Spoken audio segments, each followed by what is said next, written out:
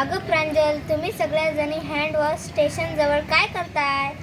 अगं स्वराली, आम्ही आता ग्राउंडवर खेळत होतो. आता आम्ही जेवण करणार आहोत, त्यामुळे हात धुण्यासाठी आलोय. हो, बरोबर आहे ग स्वराली. आम्ही खेळून आलोय आणि आता आम्हाला जेवण करायचं आहे, म्हणून आता हात धुण्यासाठी आलोय. हो का? ठीक आहे. हात स्वच्छ धुवून जेवण करा मग. अगं पण आपला हात स्वच्छ धुवायला आलोय, पण आपले हात स्वच्छ धुतले जाणार नाही, कारण हात स्वच्छ धुण्यासाठी साबणाने हात धुवावे लागेल. हो, अगदी बरोबर आहे अर्ध्याचं. पण मी ऑफिसमधून साबण आणला आहे, हे पहा.